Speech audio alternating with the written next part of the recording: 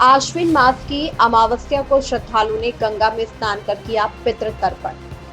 तर्पण कर श्रद्धालुओं ने ब्राह्मणों को भोजन कराकर वस्त्र दान दक्षिणा देकर किया पुण्य लाभ अर्जित। पितृपक्ष में 16 दिन तक विधि विधान पूर्वक किया गया पितृ तर्पण।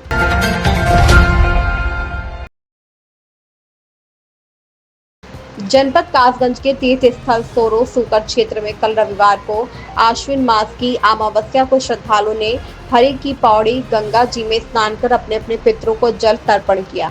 आश्विन मास की अमावस्या को नगर के साथ साथ दूर दराज से आए श्रद्धालुओं ने गंगा जी में स्नान कर विधि विधान पूर्वक पूजा अर्चना की और अपने अपने पितरों को जल तर्पण किया तथा ब्राह्मणों को भोजन कराकर श्रद्धा भाव से वस्त्र दक्षिणा आदि देकर दान पुण्य किया।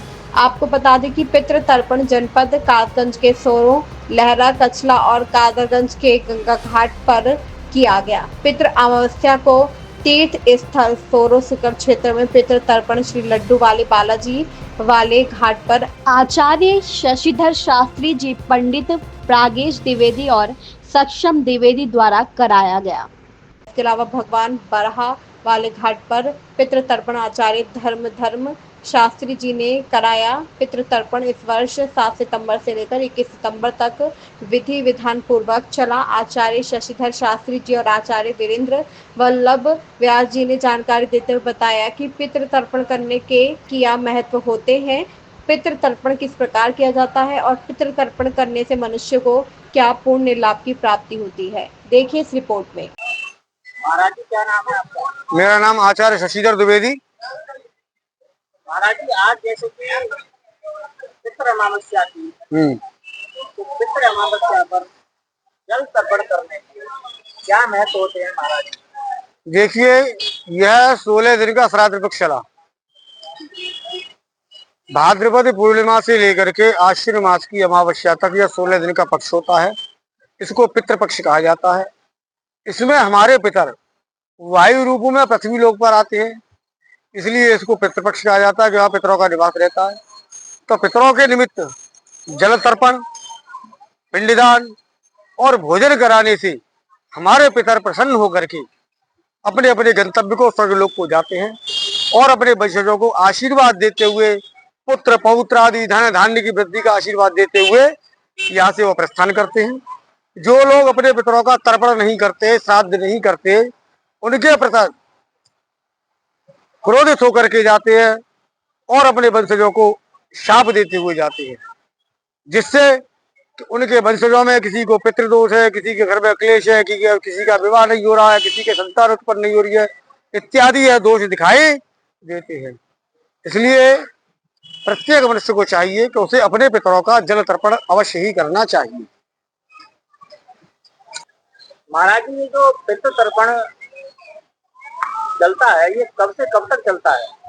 ये पितृ तर्पण भाद्रपद मास की पूर्णिमा से लेकर के आश्विन मास की अमावस्या तक चलता है और इस बार यह पितृ तर्पण 7 सितंबर से लेकर के आज 21 सितंबर रविवार तक चला है, यानी 16 दिन। हाँ, इस बार 15 दिन का पितृपक्ष हुआ है। महाराज जी, क्या नाम है आपका? आचार्य वीरेंद्र वल्लभ व्यास, सोरो सूकर क्षेत्र धाम। महाराज जी, आज पितृ अमावस्या थी, तो पितृ अमावस्या पर जल तर्पण करने के मनुष्य को क्या क्या पुण्य लाभ मिलते हैं?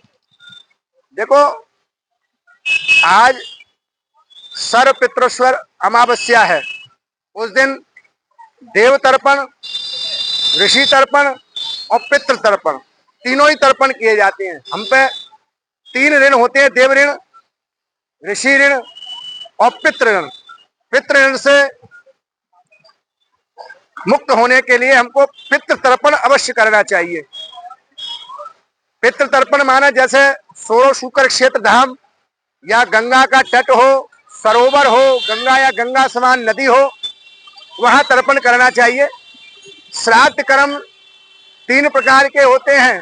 एक श्राद्ध जो होता है जो ब्राह्मण भोजन कराया जाता है, दूसरा श्राद्ध वो होता है जो पिंडदान क्रिया की जाती है, तीसरा श्राद्ध वह होता है गौ माता का भाग,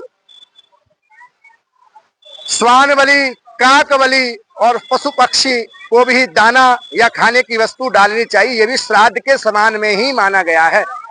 और जल कितना भी हम भोजन कर लें, जब तक तर्पण नहीं होता तब तक तृप्ति नहीं होती। इसलिए तर्पण अवश्य करना चाहिए। देवलोक, स्वर्गलोक और मृत्युलोक और पितृलोक, पितृलोक से हमारे पितृगण आते हैं और देखते हैं कि हमारे वंशज हमारे लिए क्या कर रहे हैं, क्या नहीं कर रहे हैं। तो जो भोग देते हैं, जैसे मानो भोजन कराते हैं, पिंडदान श्राद्ध कर्म करते हैं, गाय को, श्वान को आदि और पशु पक्षी को जो दाना खाने की वस्तु डालते हैं, उनसे वो तृप्त होते हैं और हमको धन धान वैभव यश कीर्ति विद्या और सदैव बना रहे, हमको ऐसा आशीर्वाद वह प्रदान करते हैं। महाराज जी, जल तर्पण करने के क्या क्या विधि विधान है? किस विधि विधान से जल तर्पण कराया जाता है? देखो, जल तर्पण करने का विधान यह है कि देव तर्पण, ऋषि तर्पण और पितृ तर्पण। पितृ तर्पण में देखो, मानो देव तर्पण से चावल के माध्यम से मुद्रिकाएं हैं हमारे हाथ में के दक्षिण करके पूर्व की तरफ करके देवताओं को पूर्व दिशा में, और उत्तर दिशा में ऋषियों को तर्पण, और दक्षिण की तरफ मुख करके और दक्षिण मुद्रा से पितरों को तर्पण देना चाहिए। तिल, चावल और जौ, इस प्रकार से 3 अन्न से ये तर्पण दिया जाता है। तो महाराज जी, आज कितनी संख्या में श्रद्धालु तर्पण करने आए थे सोरो शुगर क्षेत्र में? तो वैसे तो मान के चलो आप बरेली, सोरो शुगर क्षेत्र में जल तर्पण करने का क्या महत्व है? सोरो शुगर क्षेत्र में जल तर्पण करने का महात्म यह है कि देखो, गंगा या गंगा समान ये वराह कुंड है, आदि नगरी है, वराह की नगरी है। यहाँ पर पितृ तीर्थ है, पितरों को यहाँ आत्म शांति मिलती है। पितृ के लिए अपन एक भी मानो 1 गिलास भी निकालते हैं, वह 1000 गिलास के बराबर होता है। अन्यत्र अपन भोजन कराएंगे या 1 ब्राह्मणों को आप भोजन करा देंगे सोरो शुगर क्षेत्र में, वो 100 ब्राह्मण के बराबर फल की प्राप्ति, और दूसरे तीर्थ के ब्राह्मण को भोजन कराने से, 1 ब्राह्मण भोजन कराने से 100 ब्राह्मण भोजन की फल की प्राप्ति होती है। 1 पिंडदान देने से समानो 100 बार पिंडदान दिया हो सोरो शुगर क्षेत्र में। जो ऐसे हमारे पितरों का तीर्थ है, पितरों को तृप्ति होती है, मुक्ति प्राप्त होती है। यहाँ पर जो कोई भाव श्रद्धा भाव से इस पूजन करने आता है, तर्पण करता है, पिंडदान करता है, गौ की सेवा या गौ का दान करता है, गौ के चारा डालता है, मानव काकबली और स्वानबली को देता है, तो उसको मनोवांछित फल की प्राप्ति होती है। धन्यवाद। जय Shri Radhe. Red handed news network के लिए कासगंज से गौरव मौर्य की रिपोर्ट। अगर आपको हमारी ये खबर पसंद आई हो तो हमारे चैनल को लाइक करें, शेयर करें, सब्सक्राइब करें। रेड हैंडेड न्यूज नेटवर्क, हर खबर सबसे पहले।